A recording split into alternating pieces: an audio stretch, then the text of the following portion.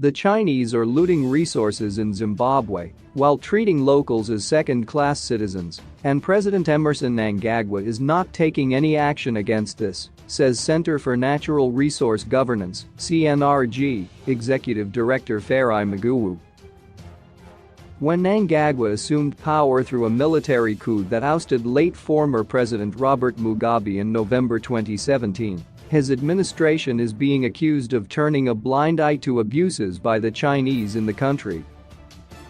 Many people from the Asian nation started flocking into Zimbabwe where they displaced locals sitting on minerals. Other Chinese nationals are also involved in physical abuse of the locals. They allegedly do this banking on the support that they get from Mnangagwa. In a thread he posted on Twitter, Maguwu quoted Mnangagwa's speech when he was inaugurated as Zimbabwe's president in 2018, when he pledged to protect Zimbabweans and the constitution. He quoted, "I Emmerson Dambudzo Mnangagwa, do hereby swear that I'll be faithful to Zimbabweans and uphold and defend the constitution and all other laws of Zimbabwe, and that I will promote whatever will advance and oppose whatever may harm Zimbabweans.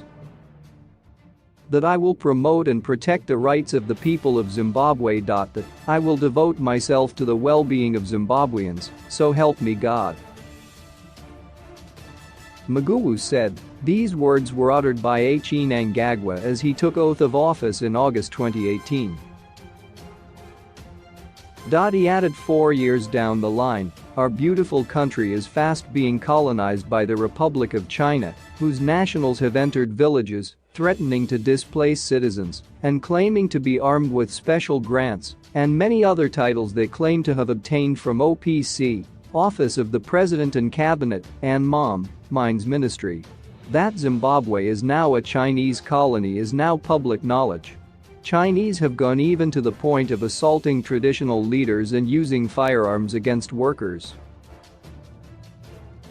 Your Excellency, the Chinese are now harming your people. The nation is groaning at the industrial-scale looting of Zimbabwe's wealth by the Chinese. The Chinese are also involved in poaching. In December 2018, 7 Chinese nationals were arrested in Vic Falls with 84 kgs of rhino horns and loads of cash, he said. Maguwu noted that in April 2019, the 7 were granted bail and later skipped bail and fled the country. It is common knowledge that one of the conditions for bail is assurance that the person will not abscond and flee from justice.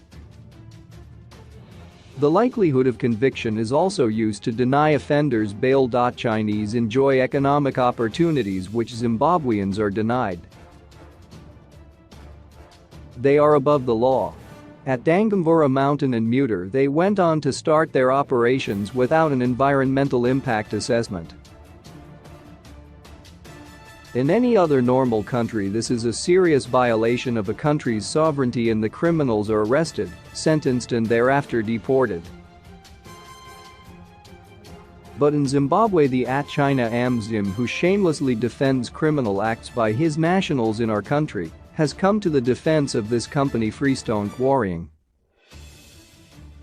In Uzumba, chiefs were told by Chinese nationals that they have no title deeds to the land they occupy. In the face of all these iniquities against your own people that you swore on oath to serve faithfully, Mr. President, your silence has been deafening. Maguwu urged Mnangagwa to address the nation before things get out of hand. If the government fails to defend our national interest, then we are forced to defend our country, our ecosystems and livelihoods with everything at our disposal. Zimbabweans are not against the Chinese. They just need to respect us as a sovereign people living on our land. They must stop the looting of our resources. They must never be allowed to treat us as second-class citizens in our own country. Zimbabwe is not for sale. As the country's first citizen, you cannot afford to remain a spectator when your people are being disrespected and the country being pillaged under your watch. Maguwu confirmed it as his Twitter handle.